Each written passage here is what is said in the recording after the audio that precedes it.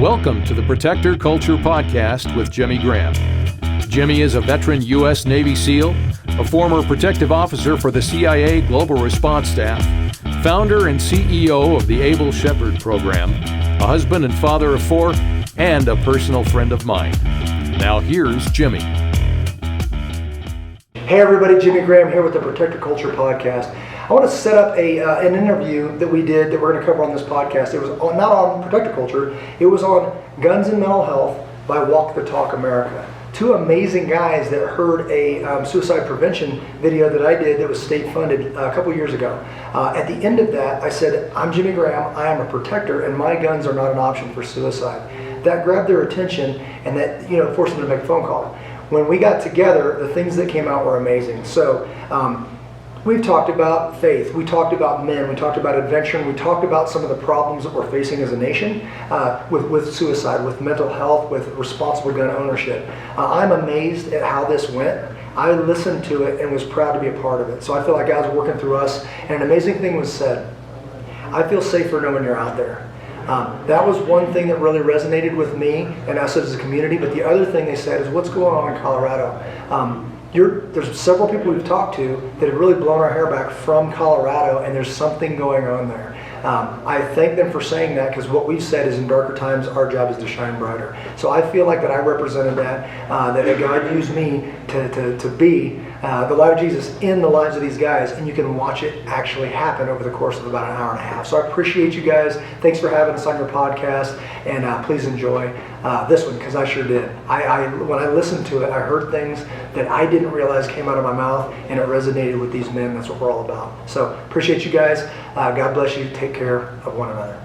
I know God's going to do something amazing. I don't know what it is, but he's done it every single time. So I get to see that, and it fuels me, because some people look back and go, I remember when God did this in my life and it was cool.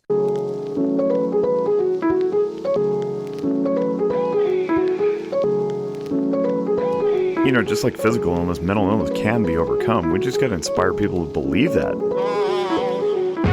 The mental health community and the firearms industry spend way too much time running parallel to each other without communicating. It's time we change the narrative and destroy the stigma that we both face.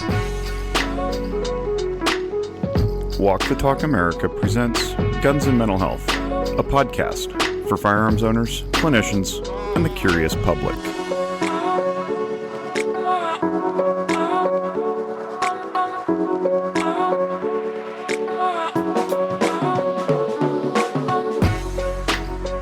Welcome back, listening audience, ladies and gentlemen, you beautiful people. We love having your listenership.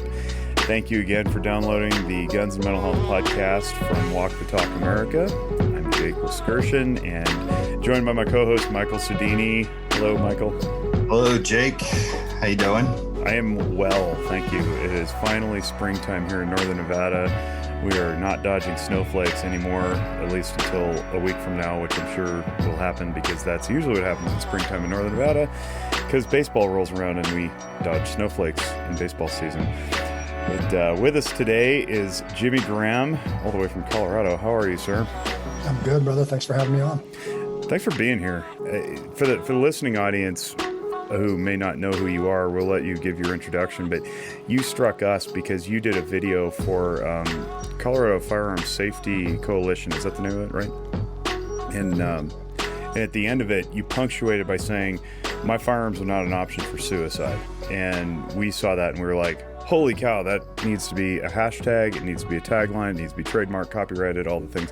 And then we were like, we should have him on the podcast. So tell everybody who you are. You served, you're a veteran, you do training, all that stuff, but introduce yourself to the audience. Yeah, thanks. I appreciate it. In a nutshell, a little over 15 years in the SEAL teams. Going all over the world and doing that job. Was very blessed to have that opportunity, and then worked for the CIA's GRS program. So a protective officer for the CIA for about 7 years. Most of that was instructing, teaching and vetting the people that were going to go do that job overseas. If you've seen 13 Hours, that was actually my team in Benghazi, Libya. I deployed back home, rotated back home about 3 weeks prior to that attack. So my instructor role was basically teaching the people to go do that job, going over about once a year. And then the last year I spent in Libya. About 2012, my wife and I talked about kind of what's next. We started having children.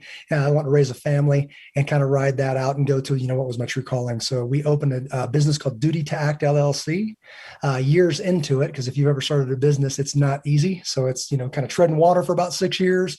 Seventh year it kind of took, and we pivoted in, we were doing business as Abel Shepherd. When I created that program, it was designed for law enforcement, security, and then quite frankly, individuals. And that's the one that took.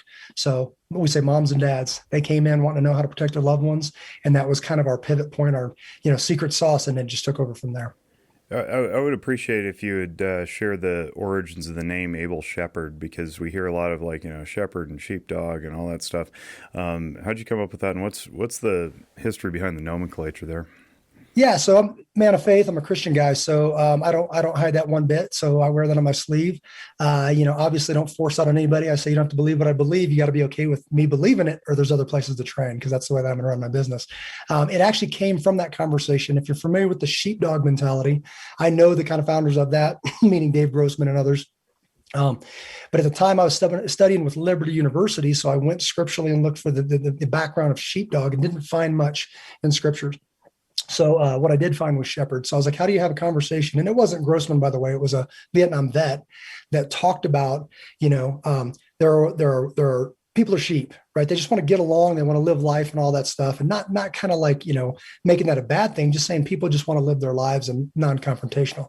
Then there are wolves, and wolves are out there to prey on the sheep, and they will make a target of you. The guy says, I'm a sheepdog. I live to confront the wolf. And that's respectable and a big thing. Grew up and see people say, yeah, I'm a sheepdog and all that. It just didn't quite register me. Now I do support those guys, but I'm like, how can you have that conversation and not talk about a shepherd? Then I typed in shepherd and kind of dug into my Bible and said, what does that say? And there's many, meaning 1 Peter 5:2-4 that calls us to be shepherds, calls us to, guide a flock of individuals like us until the chief shepherd returns, meaning Christ. So that's where Abel Shepherd came from, the name, because my focus is that, and I mean this respectfully because I have one in my family. Like, we don't want the mad grandpa, the guy staring at the horizon and saying, I'm going to go, shoot somebody for you, that kind of thing. It's just not healthy. We said, well, what if that doesn't happen? Because in my family, that mad grandpa, what he doesn't know is the kids are scared of him. He's protecting, in his mind, he's a good guy and he's protecting them. All they know is I'm afraid of grandpa because he might be mad at me and I don't want him at Thanksgiving. So that's the thing that really bothered me, is that many of those people see it too late. In his mind, truly, he thinks he's protecting them. And in a sense, he is. But then he realizes kind of too late, man, I missed the best part. I don't even know them and they don't feel safe around me. So that's unfortunate. So when we say shepherd, we truly mean it is your job to protect your loved ones, period. Ultimately, it's your job. You can use the police, you can use security guards, you can use fire, you get all that, but ultimately it's your job. It's also your job to educate your kids. You can use schools, you can use whatever, but ultimately it's your job. If they're not doing a job, find another school or teach them yourself. So we say shepherd, it's a big word, and we take it seriously, meaning the buck stops right here when it comes to my kids. And then I'm very blessed to have an amazing community that I get to choose from and decide who protects and educates my kids. I did not do much prep work for this podcast in the spirit of transparency. You get what you pay for. It's a free podcast, whatever. But I also have a great deal of faith that things are going to align. And also being a Christ follower myself, I really appreciate that, what you teed up there is really right in my bailiwick, and I don't get to share it much outside really the church community, which is fine. But the idea of shepherding, guiding, protecting something, whether it's finances or your own family or business. I happen to own my own business as well, and I know the struggles. Yeah. Boy, do I know the struggles. That word, that concept is really resonates with me, I think, because I take very preciously the idea of shepherding not only my employees and their families, but my family too. And I think what often gets overlooked is the idea of that personal responsibility that maybe we don't.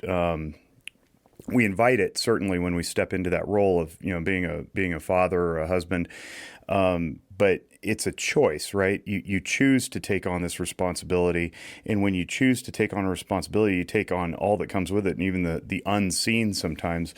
And there's so much what you laid out there that I'd love to get into, and maybe we will at some point. But I'd love to spend a little more time around that concept insofar as it relates to our personal responsibility as, firearms owners and caring for the community. Because as a clinician, I've got my own clinical community care for, as well as my firearms community, and I kind of straddle the line there. But talk a little bit about how you integrate that concept into your education. And I love you talked about education too.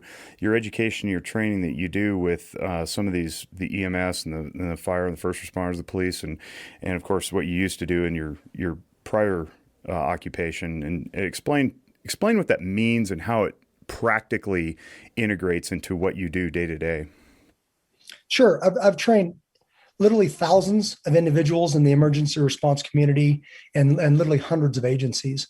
And that's what, quite frankly, got me to start this business, was just seeing a gap there, this bridge in what's the elite forces that have the budgets to get to a certain level of efficiency and training. They're training on a totally different level.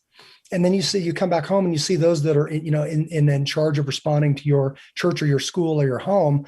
And there's just a gap. And it doesn't, I say that respectfully because we fully support and train our law enforcement. It just means we deserve better back home. So it means we can't be building these walls and saying, I'm really cool, and if I teach you, then you become cool, and then I'm less cool. It's like, that's not the way it works, because who loses? The kids, right? So in our communities. So if we can freely share that kind of thing and say, guys, I've seen a better way to train this. It's more efficient, which means nobody has enough time or money. Let's make it more efficient, so that way our communities win. That's the answer. And I've even got people in my peer group that were SEALs or they were CIA or they were whatever. And they're like, man, you train civilians? I'm like, I do. Like the people that I rely on to defend my homes, not even defend. Defend's a strong word, meaning that somehow I'm being attacked. It means to shepherd my family. Like if I'm not home, and usually it's a policeman or a businessman or somebody that's gone all the time, and they say some kind of really untrue things. Break into my house. I just got a new such and such, and I'll show them. You're never home. So that's actually the house to break into, because you're always gone, right? So who do you rely on? Your neighbors. Well, literally your neighbors, if you're too cool to train them, then you've made your community less safe. Literally your family's less safe because you're too much ego to train those people around you. So what I've found, though, is that when you give people the camaraderie, you share the camaraderie that I felt in the SEAL teams, and they've never had it, man, they're in. They want to do, we do fundraisers. We go around the country. We're getting ready to do one next week, but we did one last year called Lineage Ride 2019. It was a 4,400 mile motorcycle ride around the Northwest, all the way to California, then to Seattle, then to Glacier National Park, and then back down. What we were doing is just spending time as a community together, then coming home. And on the way, we raised like $50,000 to buy body armor for principals and med kits for schools and churches. So all of this stuff, I tell people, yes, we do this preparation training, but the most important thing you're ever going to have in a crisis, whether it's a storm or an attack or a hurricane or whatever, is a human being. It means another human being that you've built relationship with, because he's going to remember something that you forgot, or that she's going to know a skill that you don't possess. And that's the whole essence of teams, whether it's SEAL teams or GRS teams or whatever, is that we each make each other stronger. So if we can get united in just an easy place, like defend our children, then all of a sudden you've got an amazing community. I'm actually building anything I do. I think about this. So the second I go out, I just shared with you guys before the thing, I go out on a motorcycle ride. I come back glued to these other individuals, these other men. And I'm like, how could I help facilitate that thing that adhered us together? How can I help other men do that? And now I'm in a process of doing a thing to do that. I call it green pen first. And sorry, you didn't ask this. I used to do my schedule on a calendar, those dry erase, they're like a wet erase, like writing the rain deal. And I would take the whole calendar, and red was for my job, training people. Black was overseas, blue was military, and green pen was for my family. And it was always the least, and it was always last. When I started a business, I said, I'm going to start with my green pen first. So I blocked off every single Sunday and every single birthday and every single event that the town was hosting and all that, because I missed them for years. And it literally changed my life. And then I hand that pen to my staff, and they go, I want to go hunting this year. We just talked about it today. I'm going to hunt second. And he goes, I'm going to hunt third, whatever. And we cover each other. So truly that work balance thing just takes a little effort to be intentional. So all those things end up being healthier families. Why? Because healthy things grow, unhealthy things die. So that's what we're focused on right now. We are like barely 11 minutes into this podcast, and I am already completely inspired and motivated. And you don't know this because we just met, but I've been kind of kicking around, like, I don't know, I need something to motivate me. And like hearing that affirmation is critical to my life right now. But Mike wants to jump in on something. I saw him leaning forward. I'm gonna let him talk. Yeah, I have a question. Like, were you always like this? Like, what was your journey? Like, how were you in high school? It then go on to it. I where it starts. Brother, I was a mess in high school is the answer to that one. Like I literally just had my son got in this little tussle at school and we had to talk about it. And I shared with him, I was like, I was a young man that didn't have answers. And quite frankly, there was some fear in my high school years, got in trouble actually for a fight, high school fight I got into and all that stuff. So I'm very, very careful about being that dad. Like, Christian he's only 6, but he got in a fight and his dad's a Navy SEAL. So he's probably teaching him X. It's like, no, I take this very, very seriously. The boys and the girls, I say, hey, this is a very important thing. You can't make forever mistakes. You can't hurt somebody and get, and whatever, and kill somebody, whatever. Some of these things can haunt you forever. I was kind of lost. And got in a fight in my high school years based out of fear. I can sit here and play tough, but I was scared, a little bit of fear. So I fought extra hard and overdid it, right? And hurt a kid. So that's unfortunate. And then, the system went into the system about how to correct that probation, all that stuff. In my opinion, it worked because it scared me enough to get my act together, right? I needed a challenge, had a lot of energy that I needed to put somewhere. And then I say I grew up in the Navy. I went into the Navy and challenged myself with the SEAL teams. And when I came in, it was a bunch of long lost brothers that were in a similar situation. We said, let's do a common good here. And it works. It's quite amazing to test yourself on that level and to earn that kind of camaraderie with those kind of guys is quite an honor. Do you, first of all, what did you study at Liberty?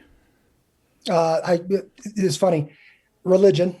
Then I said, what are you going to do with that? So I went with psychology. And then immediately I went back to religion. And the reason why, because whether I was going to be a psychologist, whether I was going to work in criminal justice or something like that, that was all a maybe someday. And everything that I was studying with religion was applicable that second. The second it left the page to my brain, I was a better dad and I was a better husband. And I was like, I'm doing this right now. So then I started, diving into Old Testament, New Testament, going into religion. It's a Christian school. So it was based on, you study theology, meaning different religions, but it's all with a Christian worldview. I guess what I want to ask is, did you have and this is a really deep question, I think it's philosophical, that a lot of people wrestle with, is when you go in and you're fighting, you're defending the country, ostensibly you have to take lives at some point. Did you ever have a moment where you had to reconcile the turn the other cheek versus protect and defend and attack evil, even if that means inflicting death? And if so, how did you work through that? Because I think that's what a lot of people I know get hung up on when they're carrying guns for self-defense or what have you, and they're believers. How do we make sense of that seeming dichotomy? I think it's much easier on a personal level, meaning defending human life, right and wrong. If you don't have an essence of ethics, meaning mine obviously coming from scripture, from our laws, all that, it's very easy when we teach how to defend human life. Like everything we've done, our motto is take care of one another. That's it. Just take care of one another. Obviously it comes from the book of John, love one another. But the military is a little bit tougher, meaning that you have to entrust in a government that says you're here to do this thing. So you're there doing a thing. A lot of times when I've seen people having real struggles with that, a lot of that, and I say this, obviously it's not a blanket statement over everybody. A lot of that came in with them. I mean, they brought that with them into the military, and or maybe they partook in something that wasn't ethically correct and they didn't stop themselves, or they witnessed something that they should have said something. And then you multiply that times 40 more years and they're looking at their grandkids, remembering that they didn't have the courage to stop X, and it haunts them for a lifetime because they don't understand grace. So there's a lot going on there, a lot of facets, and it's not carbon copy. It just means there's a lot of, even in the situation we're in today, I've had some pretty passionate discussions with some men that were just trying to get a cop out and saying, hey, I've done this. And I'm like, you like complaining, but you don't like doing anything about it. Like I truly believe that if you're going to try to start from the top up, good luck with that. I think this nation was started with we the people, and then you basically give the best community you can give. Start with yourself, by the way. Then you send a representative of a good community, should be a good person. That's the way it's designed to work. Not I got so busy with my business and my kids that I didn't care about politics, and then I ended up here. And I'm the first one to be guilty of that. I really focused on an amazing thing that came to light through a study I'm doing right now about my church, on the wall, God, family, others. Well, that's not the way Benjamin Rush wrote it. He wrote God, community, or government, then family. Like, wait a minute, my family's before the government. He goes, right. But if you love your God and love your country, your family will benefit. But it doesn't work if you switch those two. So if it's God and family, that's what I've been focused on the past years. And I've lost track of my government and the laws that govern education in my schools and even my Second Amendment rights. And now it's hurting my family. So it's time to put those back and say, hey, get your priorities straight and benefit your children, or you're going to blink and we're going to be, well, quite frankly, here. So practically speaking, because that was a really good overview, what do you personally do when you try to put a matrix or a filter or rubric or what have you over that? And I'm asking this with the intent that somebody listening may go, yeah, I've heard that before, but I can't really pinpoint the steps that I need to take to be at peace with some of the decisions that I make, where inherently we're sacrificing one for something else. And we can maybe see it from the big picture perspective, how it all weaves together. But when you make step-by-step decisions, whether to go to work one day or take the day off to be with your kids, whether you train one group over another group when they both have seemingly equal merit, what is your ethical framework and how do you make those decisions? Yeah, that's a great question. So personally, what I do, Philippians 4:8, and I'm not going to get this right because I'm not good with chapter and verse, but you can look it up. But it talks about whatever's good, whatever's noble, what's kind, loving, praiseworthy, righteous. Think about those things and say those things. So it starts with you. Because your words should mean something. I'm intrigued by Jordan Peterson, if that name means anything to you right now. So just the interview that I saw with him and Helen Lewis, the GQ interview, and I couldn't figure out what grabbed me from him. So I really spent a lot of time thinking about this.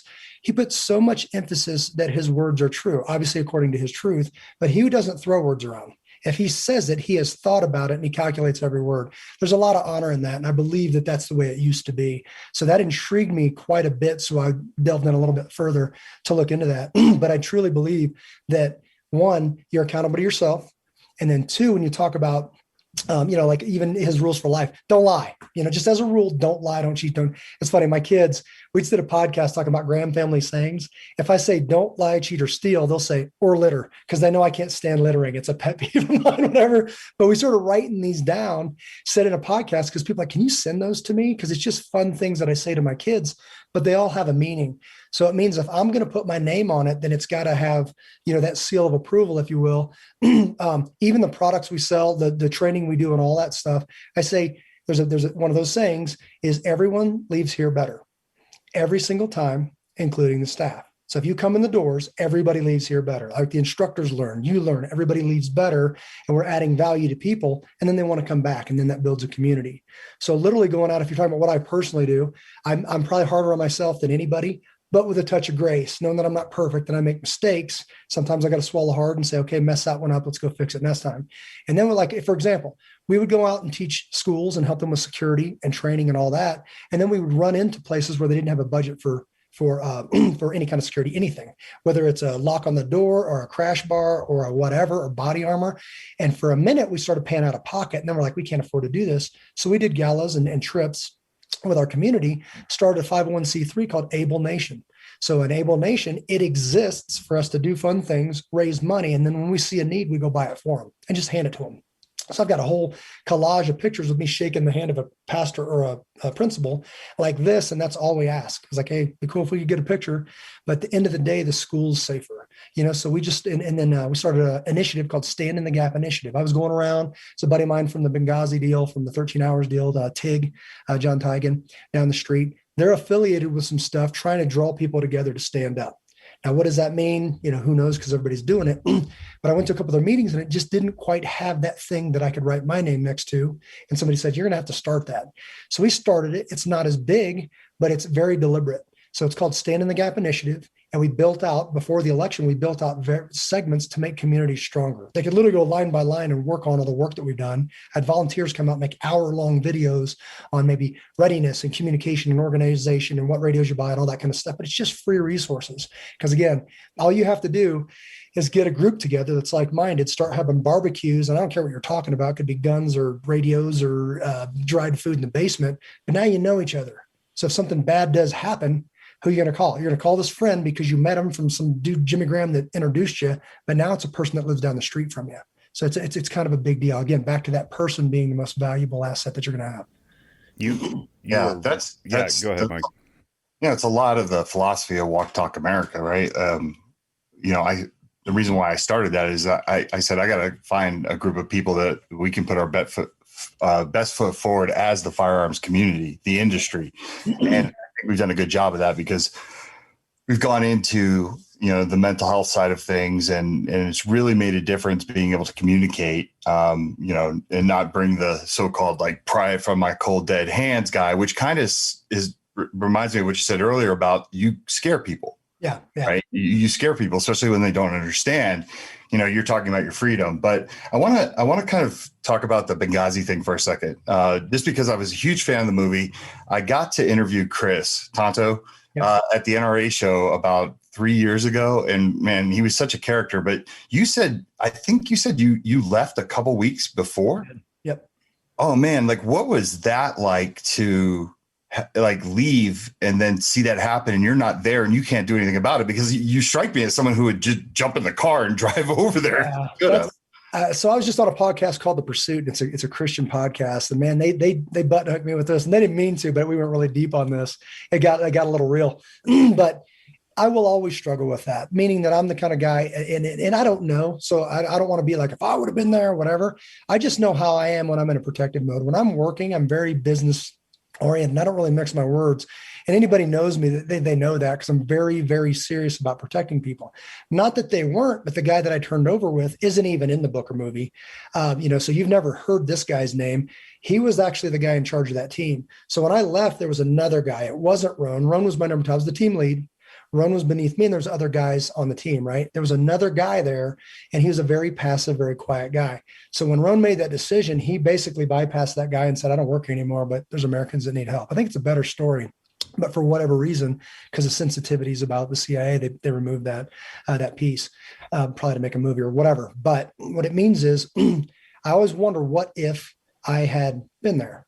So maybe we would have got moving sooner, then that wouldn't have developed. So it wouldn't have been as such a big, and potentially there would be an ambassador alive. Or B, I wouldn't get the opportunity to raise 4 beautiful children and be married to Rachel. So it is a conflict, that survivor's guilt piece of it. And even the thing that took me out of there was a family emergency that I was always, I'm always the first guy there, last guy to leave. So when they asked me to extend for the ambassador's visit, I had to decline because of my wife. And it's the first time I said it, was the last time on a podcast, but I'm a little more comfortable saying it now, is that my wife had a miscarriage prior to that. And I didn't go home. She's like, I've got support. It was very early on, all this stuff. And I should have. That's one of my big regrets in life. Just don't even ask, just go and be there. So when it came time to extend, I said, I can't do it this time, guys. And I got in a plane and left. So that can be a gift, or it can be whatever it is what it is in God's hands. But it does. There are those that's, man, if I'd have been there, maybe I could have made a difference. Or thank you, God, I get to be here, talking to you on a podcast.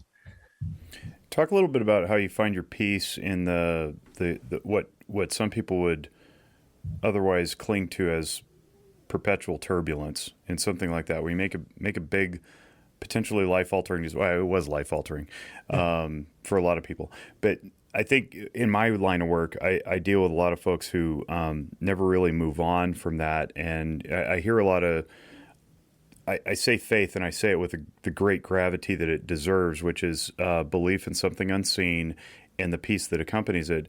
But how do you practice that? How do you take actual peace in knowing that you made the right decision for whatever happened, and then knowing that even if you'd made a different decision, you still would have been at peace with it? How do you wrap your head around that, and how do you teach other people to do that same thing? I'm very fortunate because, I wouldn't consider myself a man of faith in my SEAL team years, and then obviously going into GRS, I was the weird guy when everybody else was shutting down for the night and doing their thing and whatever. I was the guy with the Bible with Liberty University, with, watching a presentation from it and writing papers and doing that literally from Tripoli, Libya. So, as I was starting to wrap my head around that, wondering about the kind of man I was going to be, it's easy to talk about accountability as long as it's not pointed back towards you. at some point, accountability dictates that you quit apologizing to people in the morning. If you're drinking too much and acting a fool in the morning, you feel bad. That's just easy math. Knock it off, right? So when you grow up, and the way I'd say it is, put childish things behind you. When I was a child, I acted like a child, and then when I became a man, I put those childish things behind me. So I really do take that literally. And then I think that many people can say this is my truth, but they don't have any fruit. Like, where's the fruit of the Spirit? So if you're going to do these things, is it doing any good? Well, I'm very blessed to see a community around me of people. I don't know how many times I've had a conversation with a 60-plus-year-old man and saying, hey, brother, when you're here, I'm not in charge of you, I'm not your dad, but here you watch your language. So you can talk however you want, you just can't do it here. So if you must talk that way, you're just no longer allowed here. I am so sorry. I didn't realize, hey, we're good, brother. Okay. And then it goes away. So men well into their later years are still trying to figure out the man that they want to be. You know what I mean? That was a wake-up call for me, because in my mind, I'm going to learn from my mentors, my elders, and all that kind of stuff. And sometimes that's the deal, but it truly doesn't matter. I've talked to people about, hey, what if there's a place you could go and do A, B, C, and D, and you had a community and you do adventures and you do all this other stuff. What if we had a place for kids where they could learn that? They go, that's awesome. I go, what if it wasn't for kids? They go, sign me up. I'm like, what if grown men had something like that? And that's what we're creating. We found that guns, it sounds funny when you say it out loud. We found a way for, and I don't even like saying guns, for that firearm, for that, we call it protector culture. For that protector culture, we found a way into men's hearts. And I don't take that lightly. So now I am very, very, mindful of stewarding that trust into some adventure roles, into some other stuff. Like I said, we're going to go next week to California and ride for motorcycles for 9 days with about 7 guys. And it's going to be amazing. I already know it. I know God's going to do something amazing. I don't know what it is, but he's done it every single time. So I get to see that. And it fuels me, because some people look back and go, I remember when God did this in my life and it was cool.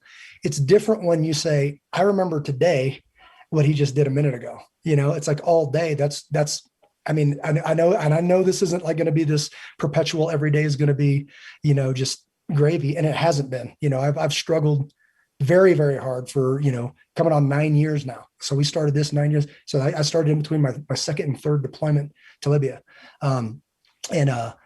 And it's not like bliss. It just means that motivates me when I see value add to other people. You see them walk out a better person, and people thank me, hey, thanks for doing this. And I go, I can assure you that I get more out of this than anybody here. So that is just fuel. So you're in an interesting space. You fit right in with us, right? Because we're 2A guys, and we're into firearms. We're also into mental health. We're into suicide prevention. This is a role sometimes that can be misunderstood by, I call it, our own community, which is the 2A community, because we notoriously have always, it's been the elephant in the room. We don't talk about suicides by firearm. We don't talk about mental health, because we don't want that weaponized against us to potentially lose our clearance or lose our Second Amendment right. So I always have to take it with a grain of salt when I say my people, right? Because I'm from the industry, misunderstand what I'm trying to do. Yeah. They think that I'm getting in bed with the liberal gun grabbers, and they have all these things that they say. And I'm like, this is just not true. Like it's not, trust me. Like, have you run into any of that? Have you? Yeah, all the time. And I'll just, what comes to my mind is I was at a function that we were doing as a big fundraiser. One of my mentors, we call him the Sage, Neil Pinkham. What's up, Neil? He's just kind of my right-hand man. His sister-in-law, he's 60s, like, mid to late 60s. And he brings his family there, and he goes, man, my sister-in-law, she's that person. And she walks over to me at this event when nobody else is around. And I can see the table going, oh no, what's she going to say? It's going to be embarrassing. She comes over and starts in with I just don't agree with this and this and this. We start talking, and I start talking about how I'm just so devoted in protecting people. And if somebody was going to come and harm someone, whether it be children and quite frankly, if it was you, and I would defend you with my life. Do you think I should have a chance to survive myself? And she says, I think I would be okay with that, but you have training and skills and all that kind of stuff. Do you think that I could have the ability to train people to have the same skill sets? What about police officers? Should we disarm the police officers? No, they've had training and they've all that stuff. What if I could train them on the same or even better on an efficiency scale and get that quality, of individual character, and then also that skill level? Would that be okay? Yeah, I think that makes sense to me. Okay. And then she said something very important when she went back to the table. Thank you for listening to me. Like, wow. They come over and they're all like, didn't even want to ask her. And later he asked me, he goes, how'd that go? I go, great. And I kind of told him, he's like, really? Because we thought that was going to be, this undercut, whatever. I said, no, it wasn't at all. So she just needed a little bit of fact. And I tell people now, whether it be COVID or guns or masks, you just name it. People don't want to talk about facts. They want to scream about something they heard. They have no idea what they're talking about. They just want to say it loud enough and with enough repetition until other people repeat them. And that's what I think grabbed me about the Jordan Peterson. He's like, absolutely not. I care about kids, so I'm not going to say what you just said. Like, whoa. So that's the kind of thing that really grabbed me and got me looking at that. But I think that's for all of us. If we took a stand and educated people with grace, with love, saying, you don't have to believe what I believe. But by the way, what I believe is, do you believe that light's better than dark, that freedom's better than slavery? Do you believe all these things? Because that's what I stand for. And that applies to you too. So they say, I'm not going to buy guns. It's okay. I'll protect you. They go, what? What'd you say? I'll protect you. And I said, I'll protect your kids. And I don't need to know that you're kids. I just know that they're kids and they're worth protecting. They shouldn't be hurt. And it just shines a different light. At a church, I was speaking at a church on the news, and I had a lady come over and say, Jimmy, because I was in the security team, she goes, I just don't know if they start arming churches and people are carrying guns, we're going to have people shot. And there's going to be accidental discharge. There's going to be all this stuff. And I don't think that's safe around kids. And I go, well, respectfully, I've known you for about 3 years. And every time we've had a conversation, I've been responsibly armed. Really? So if you want to yell in somebody's face, you're probably not helping the cause. But if you want to build relationships and then tell people, hey, that capability thing that I was built with, like literally built as a protector, it's in my DNA to protect innocent lives. That just makes me more capable. And that equals a stronger community. I do a lot of emotional functioning teaching for a living, and through this format as well. And when I get into the emotions, I talk about how they serve a purpose, right? There's an adaptive function for why we feel what we feel, and then we're supposed to take that information and act out of logic, not out of emotion. And I'm fortunate enough to get an advanced copy of this book called Posting Peace from a guy named Doug Bursch, who's a pastor up in Seattle, and he's all over Twitter, and he's posting all the time. But he's talking about in this book about how we need to mind what we post online with a great level of intentionality and not cause more destruction. And I can't help but think that we're in some sort of positive feedback loop where angry begets angry, and cynicism begets cynicism, and contempt begets contempt, and so forth. Do you have a reasonable idea about how we can go about changing some of that stuff so we're not shrieking at each other and eliciting defensiveness and fight or flight, so that we're not able to receive fact or information anymore that goes a little more rapidly than the one-on-one conversations? Yeah, no, I love that. I think, it's like what I tell my children, hurting people hurt people, right? So they'll say something to me and I go, you in charge of them? They go, no. Who are you in charge of? Me. What are you going to do? I'm going to forgive them. Cool. Right on. Let's just go. And they just know this deal that we do. And then it amazes me how I can apply that to pretty much any direction in my life, not just kids, not just whatever. It's like, oh man, can you believe that? Man, you're not in charge of them. So model that thing you just said. So, like that. And you could say, and I think it was Mother Teresa or something, it's like, be the change you want to be, whatever. If you are that person, if you are that light, you can scream and act a fool if you want, or you can just be the best you can be, and it becomes attractive. And then you look back, like currently we have 300 people in our program that train with us monthly. So I look back and there's 300 people saying, say more stuff, you know what I mean? And it's a huge responsibility. So to your point, what did I do Easter morning? I was up there last week. There's a place. So I live in this beautiful valley called Castle Rock. And up on that hill to the west, there's stairs, 200 stairs. It's a fitness thing. There's an amazing structure. And when you walk up the 200 stairs at the top, you're sucking wind and you're looking east. And many times I've seen the sun come up right there. So I just felt led to pull out my phone, do a Facebook Live and say, hey, Jimmy Graham here. As a Christian, Easter's a bigger deal than me for Christmas. And I say that all the time. I just don't actually act it out.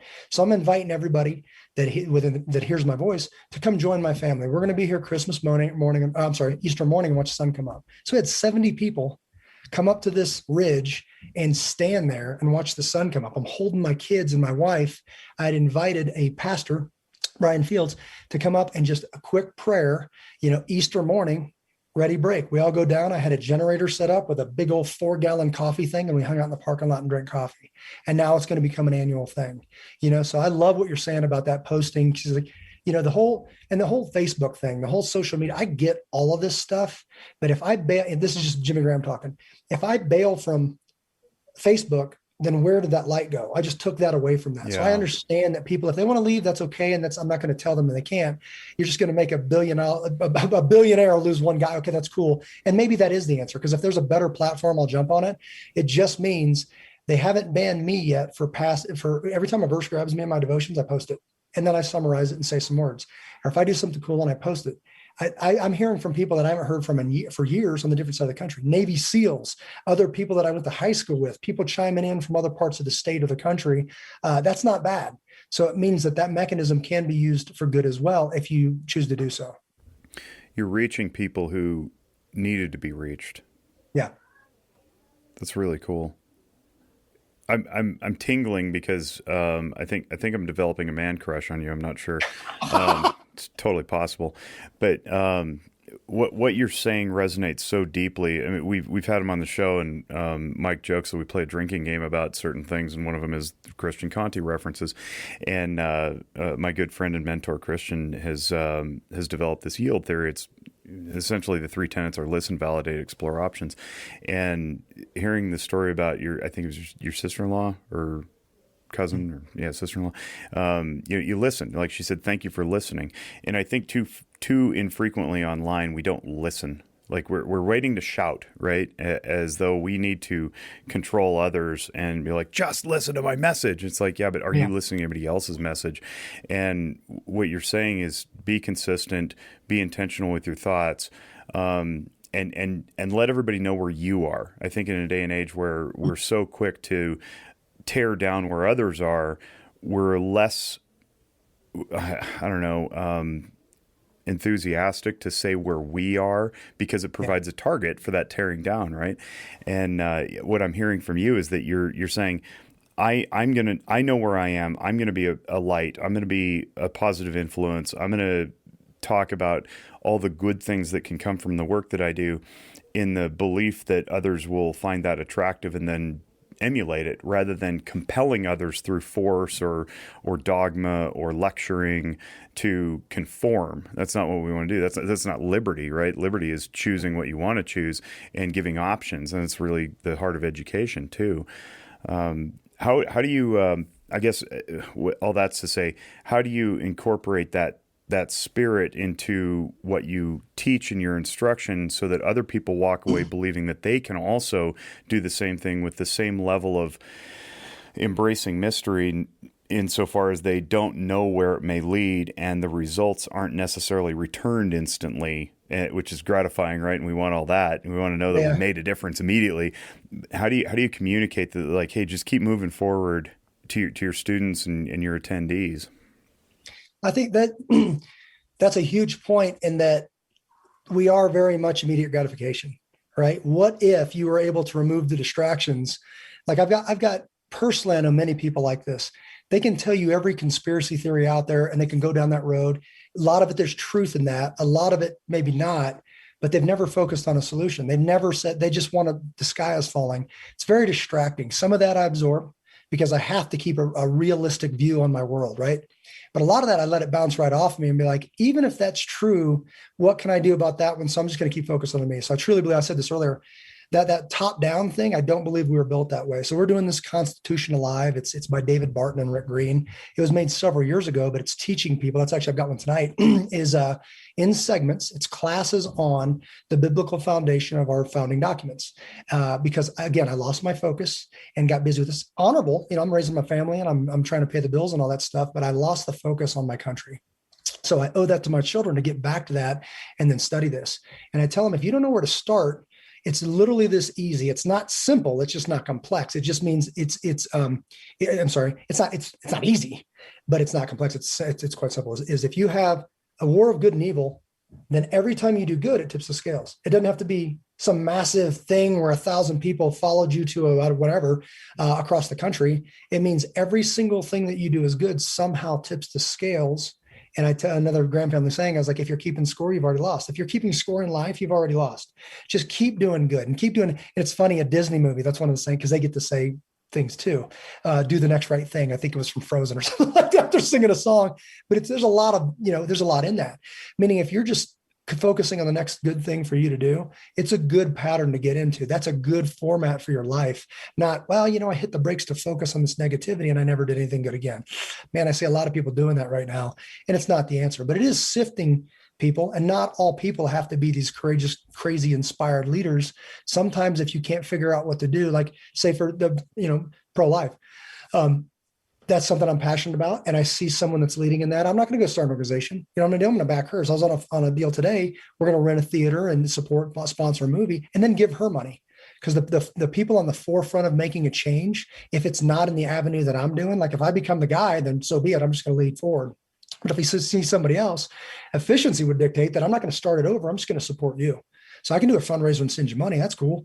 And then advances her.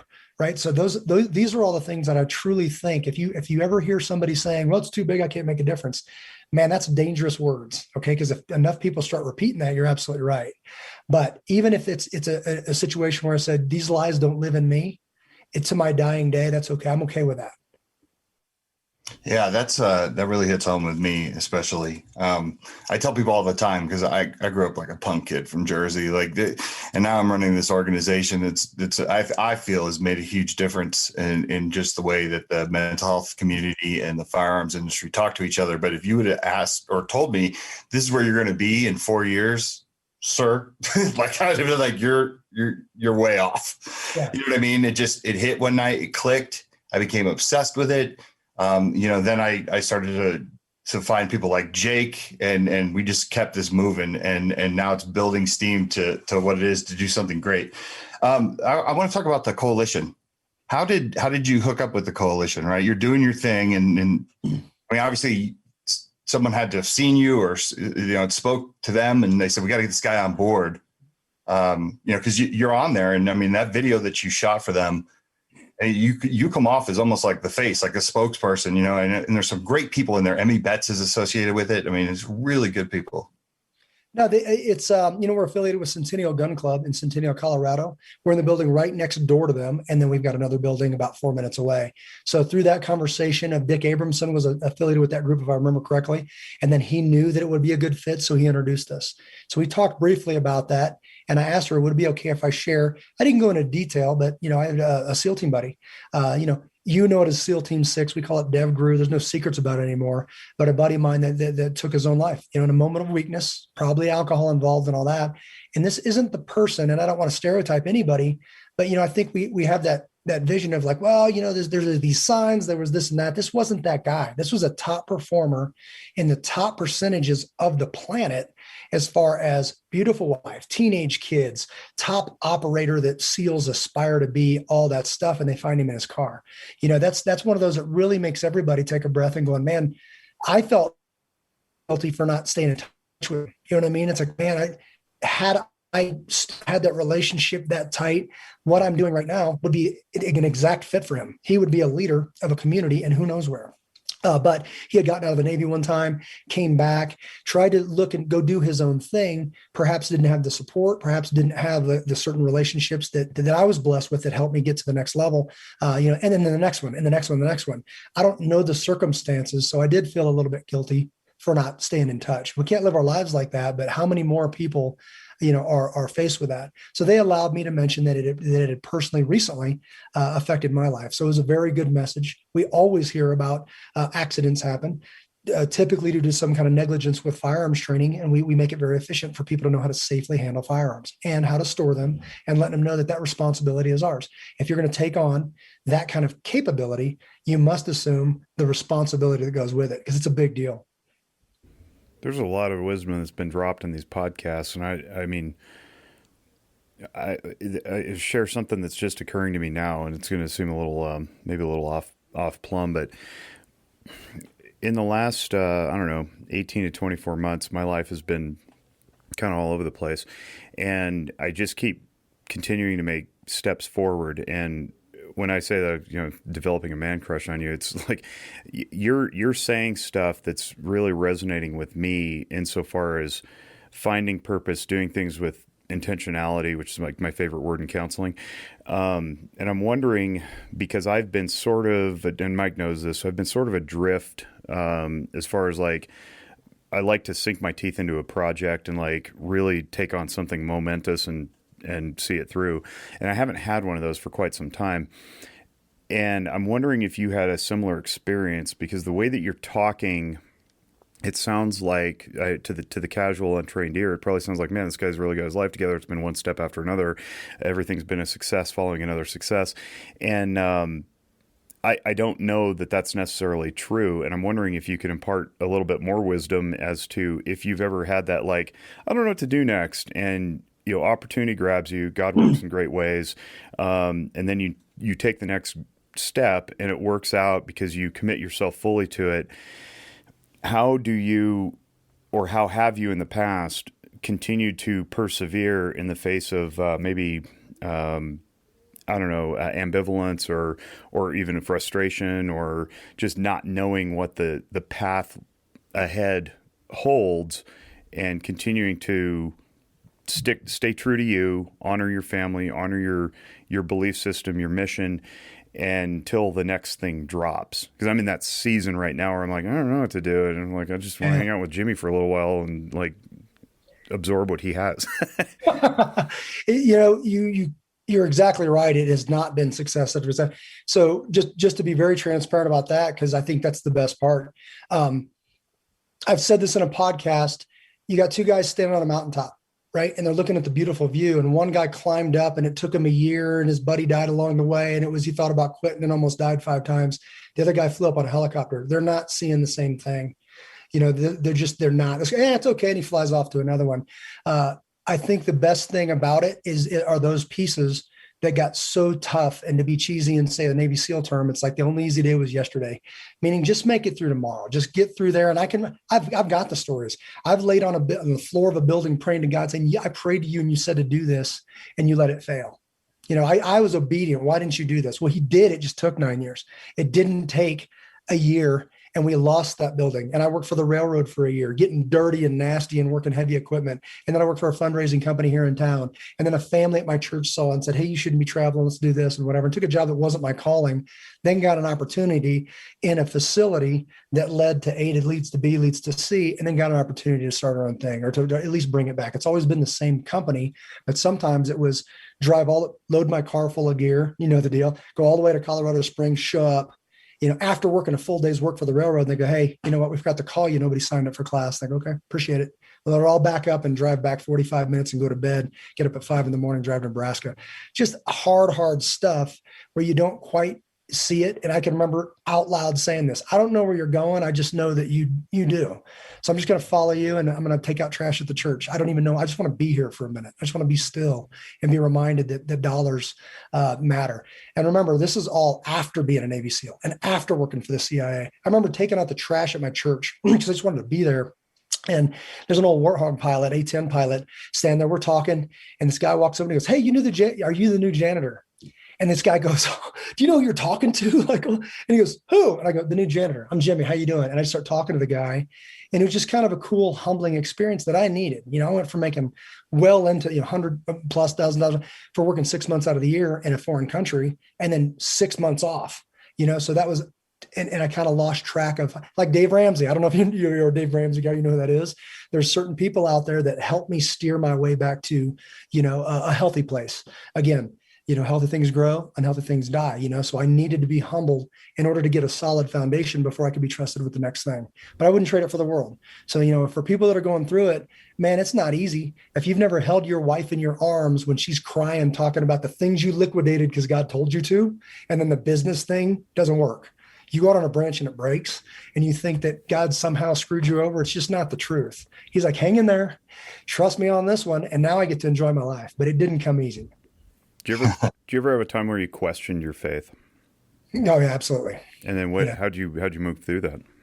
I'm just stubborn. People say, you must be tough. You made it through buds. I'm like, I'm stubborn. I can't look left and right and see people standing there and then quit, So I'm like, God, I don't even know what else to do. I've come to the end of Jimmy Graham. And by the way, SEALs don't fail. So when a business fails, you're like, what just happened? Maybe I'm not the guy I thought I was, So when those little rewards, and this, and to your question, back to your question, this made a huge difference for me more recently than not.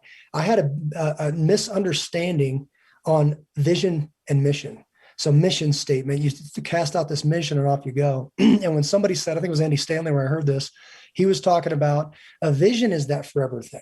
Your vision is the thing you aspire to get to. Missions are designed, and I should have known this from the military, they're designed to start, stop, and then be learned from, to start and stop and to be celebrated, to start and stop and pivot. You're going to have thousands of missions in your life, but they should follow your vision.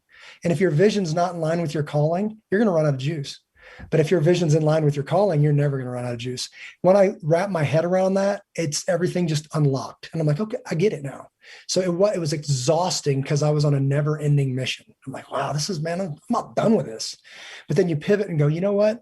This isn't exactly what I started, but this Abel Nation thing sounds good because people need money and we can help them. At the end of the day, they may never know it, but I made their school stronger. Maybe they never get attacked, or maybe they do, and one of those tourniquets saves a life. Okay, roger that. But instead of saying they should be so thankful, I just go off and do another one and another one and another one and another one. And then that builds relationships, and those relationships never went anywhere. This is the big thing.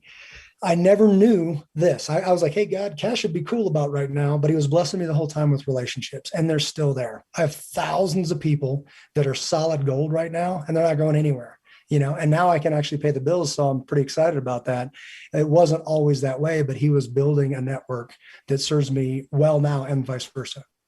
Yeah, Jake, that kind of reminds me of Jake and I were in the car one time, and you were talking about miracles. And I don't know if you remember this, Jake, but you said, not one bit. Oh, really? You said it was really cool, especially because, I admit, like, I'm not a religious man, but I respect it. I respect the hell out of it. And as a matter of fact, you guys better be right. I better be right. No, you said God gives us miracles in the forms of people. And I thought that was really cool because I've never really thought about it that way. It's like, people coming into your life that really can make a difference for you, and you don't even know it at that time, right? It is like a miracle. Because we always think about like what we already have, and we don't realize like that next miracle could present itself and change your life. As the lady that, in New Orleans, who asked me one question that changed my life, said, if you know exactly how this thing goes down when there's a mass shooting, everybody blames you. You say it's a mental health issue and nothing ever gets done. You have to work with mental health, right? Like that only makes sense. And that was like what I would call a miracle moment. And, one of my biggest regrets is not getting her information, after I met her, because she called it. She was like, I'm looking at your face right now. You're going to totally do this. And then here I am, I go home and tell my wife I've sold my company and I'm going to work for free. And so that really, there's nothing like looking at your family. But no, I really respect that. That's pretty cool, man. Mike, do you remember just a few months ago when I was talking to you about how I was just I felt like I was spinning my wheels, which is not a feeling, by the way, it's a belief. But it was like going checkpoint, like a video game, but it was like, where's the big boss at the end? And to Jimmy's reference there, the analog to mission versus vision, and I'm going to try my best not to cry here because even though I'm an emotional functioning guy, it doesn't make for a non-distracting podcast when you're crying. But you cast the vision, and now we're in this mission together, and there may be multiple missions, but there's always like one that's chasing the vision. So there's like multiple layers of this thing. And I appreciate the heck out of that because I think I lost focus. I fell into the instant gratification too. I wanted like tangible results, and we were getting them all along the way. Yeah. We're just I don't know that we're appreciating them because we're so locked into the let's conquer evil thing, and it's like we're never going to conquer evil, but what we can do is continue battling it back day after day, week after week, month after month, event after event, and continue to tip the scales like Jimmy was saying earlier. And by the way, Andy Stanley, if you're listening and you're in a coupled relationship, you got a spouse, look up his I Marriage series.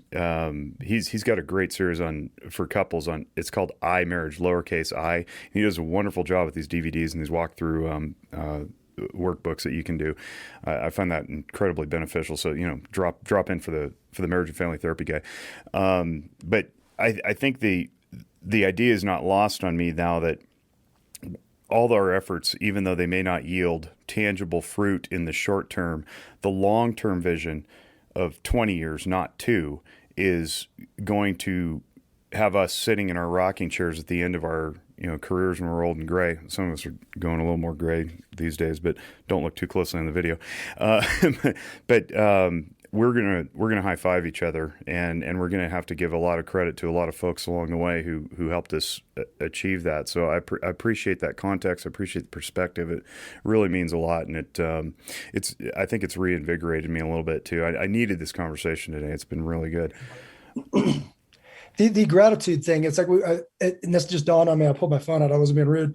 Is in your notes, I started doing this. I'd recommend it. Anytime I call it a blessings journal. Something really cool happens, put a date and write it down. Now I'd have to scroll for 5 minutes to get to the bottom of this thing because it just keeps going and going and going. At some point, you're going to look at that. And if you try to call it coincidence, it's going to slap you in the face.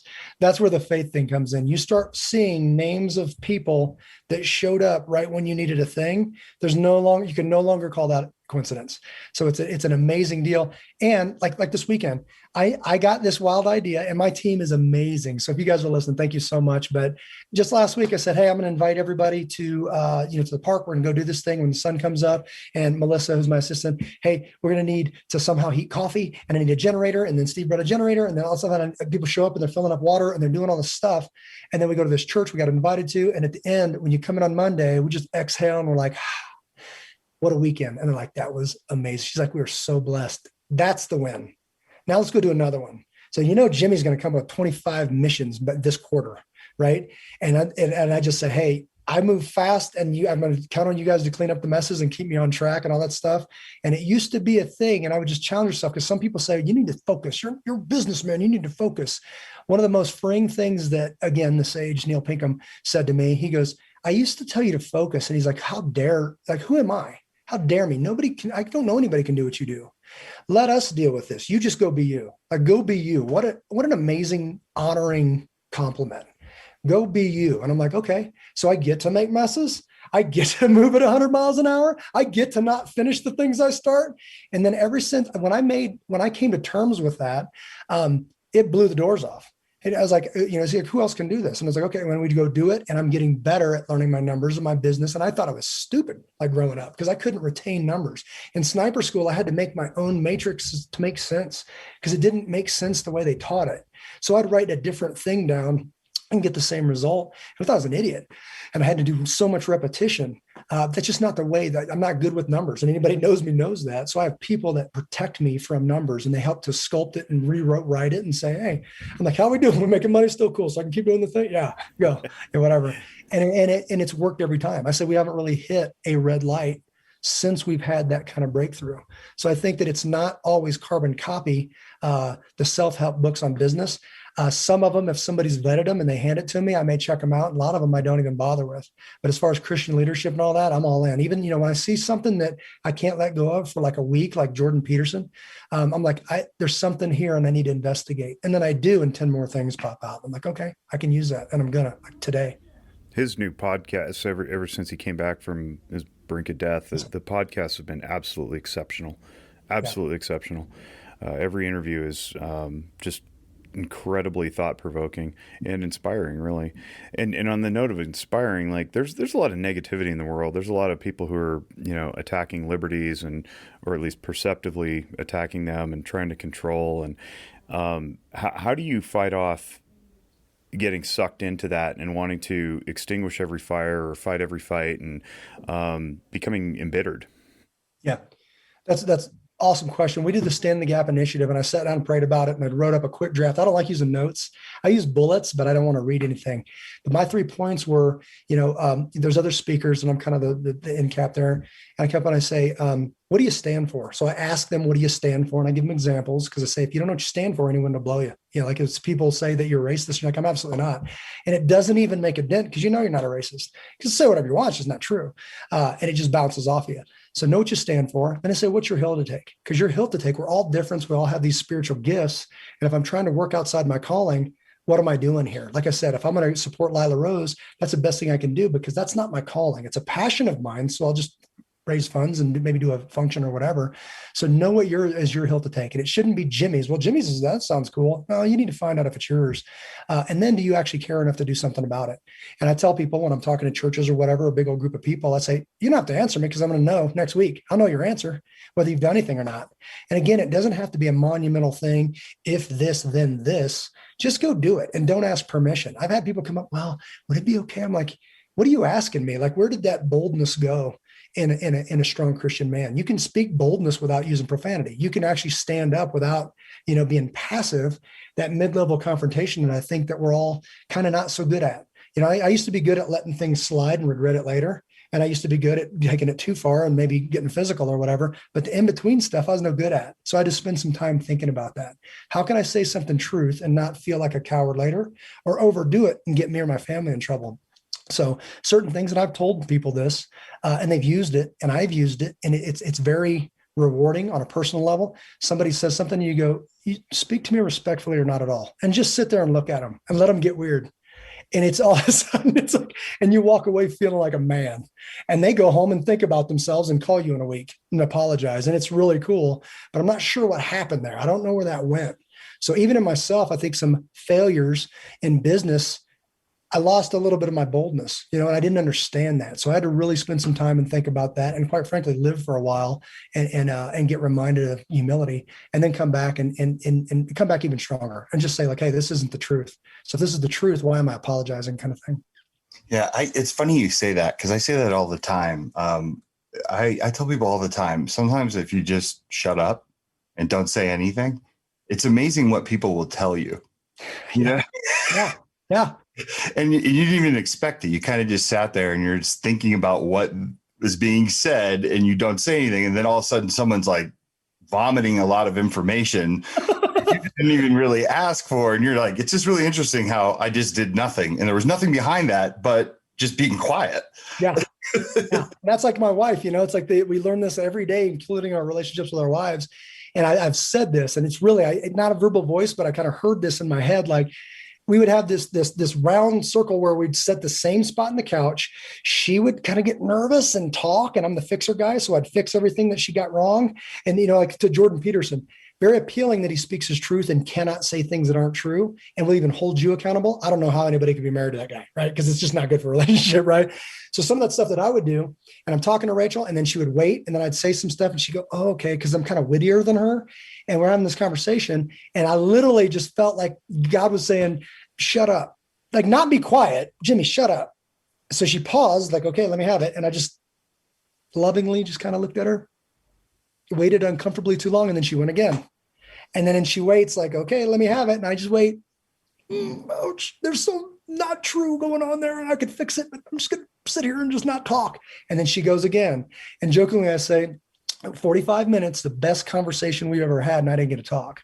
But there was so much that needed to be said. And I'm like, what are you doing? So it was a gift, but I'm like, man, that was not my intent. My intent was to be locked to the truth, and in truth we'll find whatever. But I just somewhere along there forgot to just be kind and show a little bit of grace. So get out of my living room, Jimmy. Well, and that's the thing. When you start seeing it, there is healing in knowing that it's not just me. When I say that to a Bible study, they go, man, that's kind of like every day. And I'm like, oh, maybe try it. I'm just one guy talking, but try just listening and not trying to fix it, whatever. And then you got guys walking in of varying ages from 18 to 68, some are in their 70s, that came in to learn how to shoot a gun straight. Next thing you know, we're riding to Seattle together on motorcycles and coming back and, inviting all of our family to do a function around strong individuals. But you would never have known that had you not built the relationship first. And Christmas, we were blessed to give out, we passed the hat, raised $25,000, and we knew of 7 families that had some hard stuff. One was the suicide of dad due to PTSD. A couple of them were lost jobs. A couple of them were going back to school because COVID lost a thing and they needed a computer. All this stuff. We just know that we wrote 7 checks. And they went out. There's no way we would have known about those people had we not built the relationships. Because nobody says, we say, hey, anybody in need? It's crickets, right? Because nobody trusts you. But somebody knew that the father passed and Christmas was coming and they were trying to make do. And then they passed on the information. So in their mailbox, just a check showed up with their name on it, right? So we don't need credit for that. We just knew that through those relationships, somebody entrusted us with that name. And it wasn't Jimmy doing it. It was the community doing it, saying, we love you. We're sorry what happened. And, I can't fix that, but we can help at Christmas. Yeah, that's really cool. That's awesome. So for me, I struggle with that. My relationship with my wife got a lot better when I realized that sometimes she didn't need me to fix it. She just wanted to talk aloud and complain about whatever it is that was bothering her. And I would always jump into the fix it role. And I realized that was making her more frustrated. And I started to pick up on it. And so it was one thing that I'm really thankful for, is noticing that sometimes she doesn't want an answer. How do you ever struggle with that? Do you try, because man, you're fixing things goes way beyond what I've ever done in my 45 years. Do you ever stop? Do you ever say like, this is something I can't do, or? All the time. So it's like, all that wisdom comes the next 2 years because I'm 47. I'm just kidding. No. And if you talk to my wife, it'd probably be a totally different conversation, because we're always trying to fix it. We're way better. We have to pause and look back at where we were and be like, hey, this is getting a lot better, don't you think? And then we dip, and then she's like, oh, here you go again. I'm like, oh man, here we go. And we just, there is so much power in words like this. She says this to me and I say this to her, and it calms a thing in the back of my mind that I didn't know was there. Hey, we're going to be together forever. Let's just figure out how to be happy. You're like, ooh, because I think that you hear about people that aren't together anymore and they didn't see it coming. They just kept being them, and all of a sudden they're divorced, whatever. And I'm not condemning anybody. I'm just saying there's so much healing and saying, I'm not going anywhere ever. I love you. I'm in for the long haul. Good, bad, ugly. Let's just figure out this happiness thing. And we both kind of smile. And then I said, hey, it's very disrespectful for me if I was talking to you, went like quiet, and I gave her permission. I go, I honestly don't know if I'm doing it. So if I'm saying something that's not true or dishonoring to you, literally put your finger up and say, that's not true. And then I kind of laugh about it. I go, okay, give me, what part of it do you think wasn't true? Okay, actually that wasn't. I apologize. That was stupid. Take a break, or, just stop talking, but that's, it's that accountability. And that's the problem. I think one of the problems of the world today, it's got to be both ways. She'll go on a rant about the government and about rah, rah, rah. And I go, man, would that language be okay if we were on the other end of it? I know your buddy's funny and he's saying it, but would it be okay if it was somebody else saying that to us? Maybe we don't post that. Back to your post, was it called posting peace or posting peace? Like that? I totally agree. Like, your words matter. And even this podcast, you never know. Well, Mike, you just said it. You said something, Jake said, he didn't even remember it, but it stuck with you. And you never know who's hanging by a thread. Never. I've had people literally, now I'm going to try not to cry. This guy came up to the county building and was telling me, I was just asking for testimonials for marketing, for a commercial. Like, hey, we're going to do a thing. We think we're doing a good thing. We want to get other people in because we think our nation needs it. And he says, yeah, I'd be glad to share. I go, you said something cool about how this helped you. Would you mind saying that on camera? And he goes, sure. And then he was leaving. We got separated because I got interrupted. Came back by, hey, I appreciate it. When he goes, hey, can I tell you the rest of that story? Because he didn't want to do it around people. And then literally told us about how this saved his life. After the military, he went to drinking. He went to doing all this stuff. His relationship with his wife was crumbling. And then all his relationships were crumbling. And through his church security team, the pastor at his church invited him to come to an event, and he met a community. Cool. He's into guns or whatever, but it's not about guns. I tell people this is so little about guns. Second Amendment, yes. Protector culture, yes. He's like, this place saved my life. And I'm like, wow, don't miss that. Don't belittle when somebody tells you they were going to kill themselves. It's a big, big deal. And I said, well, hey, man, welcome home. Like, you just found your brothers, and it's just a big deal. And it's not the first time I've heard that. So I consider it an honor when that phone goes off next to my bed, my phone goes off and somebody goes, hey, brother, how you doing? Buddy from high school. How do you talk to God? I'm like, hey, first of all, are you sleeping? No, I'm up. It's 3 a.m. Of course I'm up. I'm like, but I know it's going to be a longer call. How do you talk to God? So I sneak out of the room, go downstairs, put on some coffee, because it's a big deal. You are an incredible blessing to a lot of people, and that's really obvious. And Mike and I, for a while, have been going, what is going on in Colorado? That's because we know several people now from Colorado, from all parts of the state, who are doing amazing things, and it's pretty obvious that yet again we have yet another person who is just humble and curious and full of passion, wanting to help others. And I think Nevada could use a little of that. So if you want to jump a couple states over and spend some time here, we'll welcome it. Man, I've been saying the same thing about California. Chino Hills, Calvary Chapel, Chino Hills. Jack Hibbs, definitely look him up. That guy's on fire. But that means a lot that you say that, because that's what I focus here. And the guys are like, hey, what are we going to do with the nation? I go, we're going to shine so bright here that the next county over goes, what the heck's going on over there? And then the state goes, what the heck's going on over there? And the next states go, what the heck's going on over there? So I love hearing that. I appreciate it. Yeah, I definitely feel safer with you. I just feel safe. You're in Colorado. You're nowhere near me, but I feel safer with you. We'll come running, brother. Just fire a flare up in the air. 100 people heading that way. Yeah, like I feel like anything's possible. Like you can inspire. It's so cool, man, because I truly, and this is how, again, it's another victory that we get to celebrate. We're doing testimonials this week. The last time we did testimonials on our group, I didn't expect this, and neither the cameraman. There were tears. Like people that are in the program, people come back in crying. I'm like, what? You guys okay? Like, what's going on? They're like, no, the guy just asked me some questions about such and such. I'm like, right on. Yeah, it's a good deal. Again, it's the fruit of the Spirit. It's the fruit. Does what I do even matter? So when you start recognizing those small victories, they're not small. There's a bunch of them that equates to big victories. I was scoring incorrectly, and it wasn't scoring. Like I said, if you're keeping score in life, you're losing already, or you've already lost. It just means that you get those. And I'm gonna jump up on my pulpit for a second, but I truly believe that glory that we're all searching for is not ours to hold. So that whole no guts, no glory, that sells a Dodge truck, and I get it. It's cool to say, right? It's just not true. The people that really clutch to glory, the Lindsay Lohans of the world, the Macaulay Culkins, I don't know, that dates me, but it just means that those people tried so hard to hold on to it, and it wasn't theirs to hold. Sometimes God lets us touch a thing and we give it back, and just touching it rises up to do it again. And I think people, they forgot that. They forgot that we're built. I tell people, as a protector, you, Mike, as a protector, this is in your DNA. It's in you to take care of people. And when I introduce you to your DNA, it's going to be familiar. You're going to like that guy. And they go, you know what? It is my job to protect my kids and my wife. Let's show you how. You got an AR in the closet that's got dust on it. You bought it while you could, so you wouldn't lose it or whatever. Why don't we talk about that? And let's turn a hobby into a capability. They walk out of here that's much taller, and then this much taller, then this much taller. I've had wives call and say, I don't know what's going on over there, but a better man comes home. What? I keep on going. And then they start showing up at the barbecues. And again, in this industry, it's a rule. I was like, you got to watch your language. My kids are free to walk this place because it's my business. And if you can't watch your language, it's easy math. You're out of here. And they respect it. And I've had people say, adult men in their 50s go, my mother loves you. She said, why? I've been cleaning up my language. I'm like, well, love to meet her.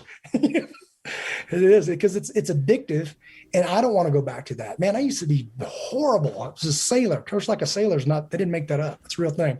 But it just means that we can easily slip back there if it's let in the door. So we stop it at the door. I love that you literally were a sailor, and Right. you can reference that with great conviction. There's a couple things that went through my head. One was about 3 minutes into listening to you talk, I was like, why aren't you being a pastor? And then that triggered something in my head. I was like, no, he is. Like that. There was a little exercise that somebody did. I think it was even my pastor many years ago. He says, raise your hands. How many of you are in ministry? Right. Yeah. Yeah. Yeah. And nobody puts their hand up because they're like, well, ministry looks like man of the cloth at the top of the podium top of the stage with a plastic podium in front of him or whatever. And it's like, no, you're ministering to people wherever you are in life, and you're doing that. But the second thing you talk about is something that I haven't referenced in quite a while, which is that we are a conduit for whatever God's blessings may be. They're not ours to hold on to. They're ours to funnel into others, right? So if we try to hang on to those things, then we end up going sideways because we make the mistake of thinking that it's ours to keep or to whatever. And again, going back to the shepherding thing, we're supposed to shepherd that information, those resources, the knowledge, whatever it is, to the proper places when they need them. And really we have very little say in where it goes anyway. And I really appreciate that you mentioned that, because it's the idea of non-attachment. Somebody may give me something. My job is to then give it out to other people so that we're continually lighting candles. And there's that old metaphor that says, a candle doesn't lose its flame when it lights other candles. And I think you illustrated that beautifully by saying, I'm going to go teach this school, or I'm going to teach these people, and if I don't get a thanks, it doesn't really matter. I know that I've made the world better because of it. And I think if we all had a little bit more of that mentality, that philosophy, the lack of ledger keeping, the score keeping, we would all be more inclined to help rather than to retain, right, and store up and brag about what we've done.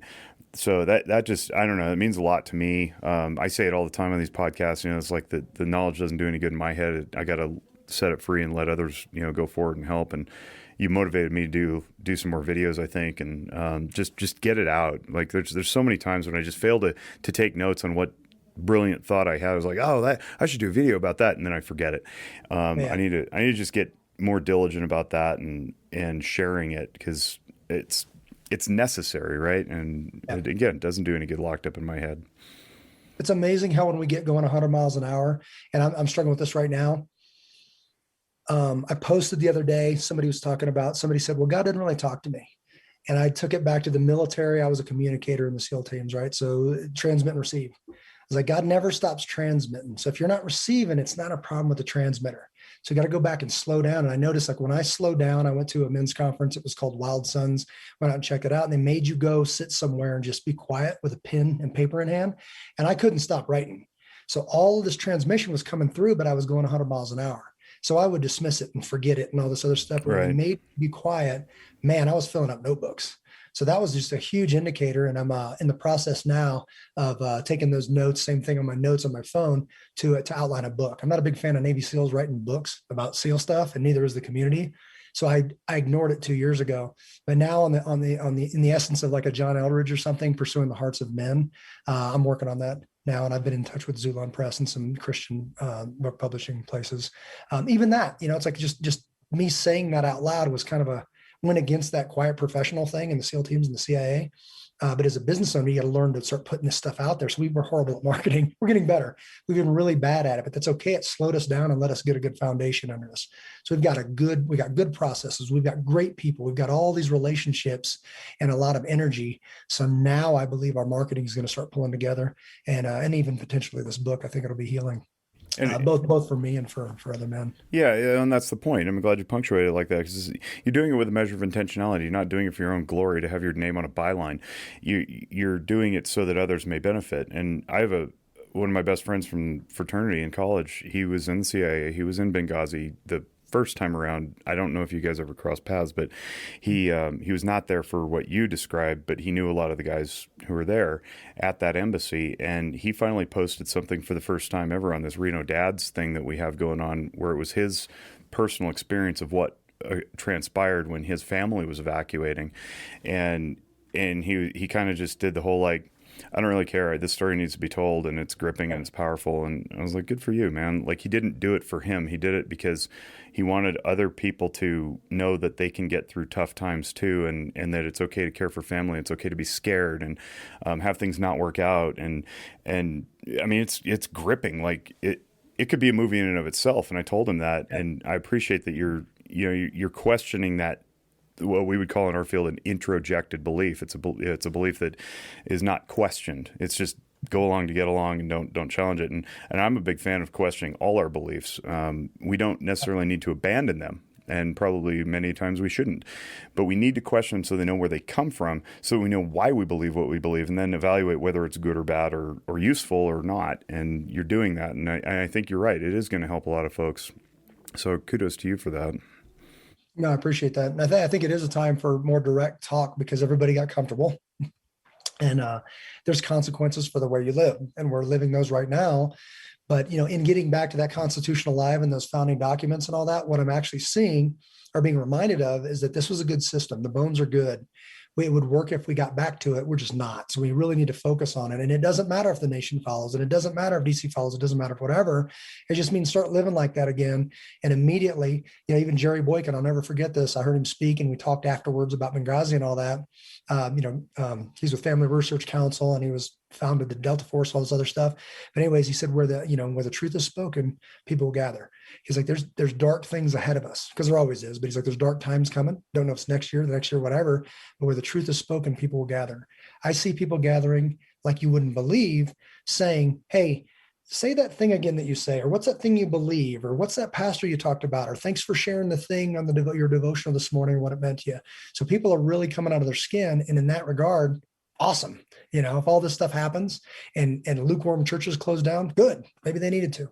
So that's the kind of leadership that's coming out of California with Jack Hibbs. It's coming out of, even, I can't wait. I'm praying for the day that Jordan Peterson just basically lets go and says, okay, I'm a Christian. I don't even know if he's there yet, but some of his stuff is unbelievable. I think God's at work in him. Did you see the one where he was talking to the pastor and they're going back and forth about there, and he's in tears saying he's conflicted and terrified? Yeah, I didn't, but he referenced it in something else that he just mentioned. I think when he was talking to Brett Weinstein, actually, I think he referenced that, or Brett did. And so I need to find it. I'm like, really? Are you trying to figure out God? Like, stop, your head's going to bleed. But he's just that guy. And I get it.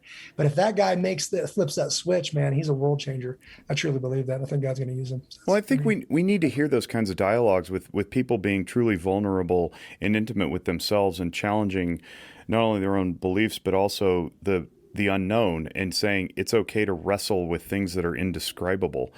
It's amazing how you said the bones are good, and that was one of my very first videos I filmed out in my gazebo, and the gazebo is kind of rickety and falling in, but I literally hit the thing, the post, and I was like, the bones of this thing are good, we could rehab it. And now you're here saying that, I'm like, oh man, this is crazy. And you just said about vulnerability, and I forget, because once I saw that first interview, I kind of took off and checked out a bunch of them online. But one of the things he was talking about was a big misunderstanding about men, the emasculation of men in our nation. And whoever the lady was that was kind of just, co-interviewing or whatever, he says, well, I don't teach weakness. We don't teach weakness to men. That just doesn't work. And then she says, well, I want my son to be able to cry. I want him to know his feminine side. I want him to be, he goes, that's not weakness. That's vulnerability. You know how much strength it takes to show that much vulnerability? And she was like, she had always looked at it as weakness, but once you define it, she was like, what am I saying? And he has this ability to just add, if not common sense, how about facts? And people go, oh, I never really thought about that. He's like, I did for weeks. That's why I say it. You're like, oh man, it's insane. But he's an inspiration on that level. And I truly hope that he continues his walk. Doug Birch actually had a podcast. He's got a podcast called Fairly Spiritual, and one of the ones was Toxic Masculinity, and it was more of a clickbait title than anything. But he talks about how Jesus was not toxically masculine, but that's exactly the masculinity we want, where you can be vulnerable and strong. They're not mutually exclusive. And I need to go back and listen to it. Actually, it's a couple, 2-3 years old probably now, but to that point, when I teach emotional functioning, it's to push through the crest of the wave where you lose control. Your brain doesn't get to decide whether or not it feels something. You get to decide how much and how long you feel it. But once you push through and go to the other side, what it does is it builds up a resilience and an education to your own brain, your neurological functioning. It says, I've been here before, I can do it again, regardless of the magnitude. That is vulnerability, and that is real strength, is when you recognize something, you go, I'm scared and I'll be okay. I'm ashamed and I'll be okay. I'm sad and I'll be okay. No matter how great the sadness, it's temporary, it's fleeting, it's always brief. And however much we hang on to it, that's up to us. And however much we avoid it, that's also up to us. But unfortunately, avoidance doesn't beget strength. It actually begets weakness, because then you go around avoiding things all the time, which, any developmental theorist will tell you the only way that you grow is through disequilibrium. You can't stay the same and expect to grow. You have to push through some discomfort of some sort, from seed growth to spiritual to psychological to anything. It's a really important point, and I hope people hear that and it resonates with them, to when they find themselves being vulnerable, that they don't retreat from it, that they actually lean into it and embrace it and push forward. Very, very good point. I think that exactly right, because that the guilt that comes with that times 40 years that you didn't stand up to the bully, and empowering bullies to be bullies is like we don't stand for bullying, that kind of thing. That message has been kind of dumbed down, and I don't agree. And I've heard many people say this, and I absolutely agree with this. That there is that passive Christian kind of concept of turn the other cheek. It just doesn't mean as much to me as a guy that doesn't know how to fight. It's like, of course you can turn the other cheek. You don't know how to fight. You just get beat up or get beat up. That's your options. What if you have a strong man that's bold and it says, hey, don't touch that kid, whatever. And he's being kind by not beating you to the ground. Like he's very capable and he chooses not to. That's strength. That's that thing guy saying like, I don't want you to do that again. And leaning into you and saying that, and you feel it and you go, I think I'm going to act right. That's strength. And I think people have put a negative connotation on that because people have abused it. Well, other people haven't. How many people haven't abused anybody today? Like most men have that under control. I don't think they're a bunch of weaklings. I think there's powerful men out there that basically mask their power and don't speak boldly because they're afraid they'll be looked at as a violent person. Like not at all. And then sometimes violence is the answer. I love that John Eldridge throws that out there and he says about breaking horses. There used to be a mentality, you have to break a horse's spirit to make what you want. And they talk about you have to break a boy's spirit ball. He goes, don't touch that. He can defend you just fine with spirit intact, because you may call on that boy to defend your life, to save your nation, to go to war and win your nation back, because they have. So you don't mess with their spirit. You send them spirit intact to win a war, and they will. Yeah. So we're just not asking a lot out of our young men today. It's okay because we've gotten into this season of luxury, but it shouldn't stop how we're teaching, because it never lasts. Yeah. Well, we're that flew by. And I don't even know how long we've been talking. Right? About an hour and a half. It's been really good. I want to be mindful and respectful of your time. Mike always likes to conclude with his favorite question of all our guests, so it's probably time to do that. Jimmy Graham, sir, it's an honor. I'm so glad that you came to the show. There was a point where I was like, I don't know if he's coming on. Really glad. Now you have to email through some people and message, and you never know when a stranger reaches out, right? It's kind of like, okay, these guys have a podcast, but whatever. But I'm so glad you came on today. How do you tend to your mental health? How do I tend to my mental health? It's an excellent question. Think about that for a second. Man, the first thing that comes to mind is mental health. And I would need to put more thought in, so I'm just going to talk. I hope I don't offend anybody. The mental health thing, for me, we looked at this active shooter situation. So I'm going to bring this closer to home and see how I deal with it. I feel like we are dealing with mental health, meaning people will allow me to come in and train police officers, faculty, security guards, staff in some cases, to end the life of a young man or woman because they're shooting other people, right? It's obviously justified because they're taking human life, but they're okay with that. What they won't let me do is come in and talk about how that started. With me, it's going to involve Jesus because that's my faith. But that's the mental health piece that I talk about, meaning this guy he didn't take that turn yesterday. He didn't even do it last week or last year. We back all the way up to his dad. There's a lot more problems. Obviously mom, obviously family, obviously all this stuff. Typically it's dad. But if we back that up and have an alternative that is proven, obviously, because it built the greatest nation on the world, on the earth, and obviously its roots are in Judeo-Christian ethics. We can't talk about that somehow. So that bothers me. So I said, we have to work on this one. If you walk into my daughter's school and you're a violent person and you do something like that, I don't care why you're there. I don't care about your mom or your dad or why you're doing it. We must respond right now so that others may live, right? Take care of one another. But I do care. That means we have to simultaneously back up and start making stronger men. So obviously women get offended when I say that, but that's my calling, is to literally go after the hearts of men. And women are invited, but that is very clearly my calling. So when I say, how do I do that? I think there's healing for me personally in helping others heal. That's just the way I'm wired. So I think the best thing that I can do for Jimmy Graham, best thing I can do for Christian Graham and Rebecca Graham and Sarah Graham and Eden Graham and Rachel Graham, my wife, is work on Jimmy Graham. The way that I do that is helping others with nothing expected in return. I'm going to pour into you for the next 4 hours, the next 2 hours, even this podcast. I don't care to hold anything back because somebody might be listening. Somebody might be hanging from a thread.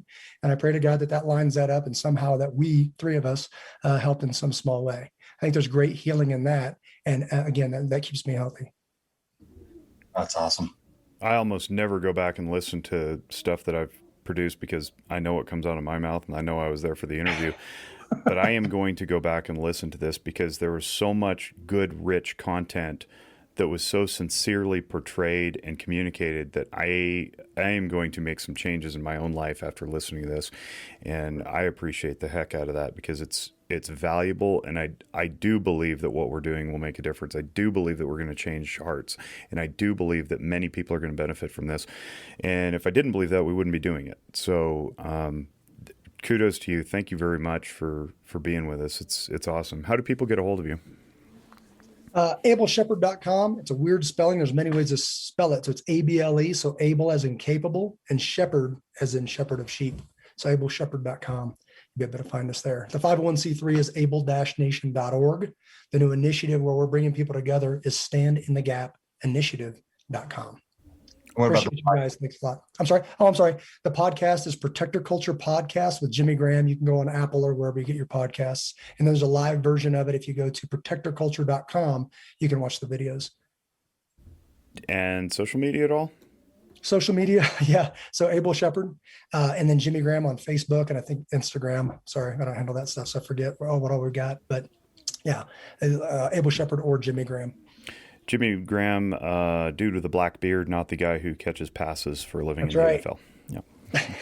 I say I had it first because I'm older than him. But That's if right. you type in Jimmy Graham, you're going to get a bunch of football references. But yeah, appreciate you guys. Stay in touch because we're heading down the same vision.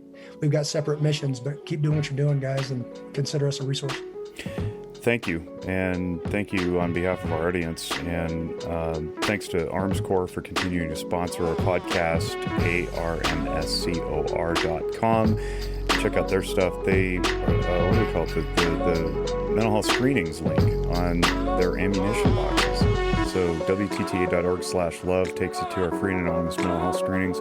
Arms Corps is doing that. They're putting it in our flyers and their gun boxes. It's really special. We value their partnership and we love them to pieces. So thanks to Arms Corps, thanks to Zephyr Wellness, my company here in Northern Nevada, and on behalf of the entire Walk the Talk family and all of our guests, thank you, Jimmy Graham, for being on. We wish you all great mental wellness. Bye-bye. Well, literally your neighbors, if you're too cool to train them, then you've made your community less safe.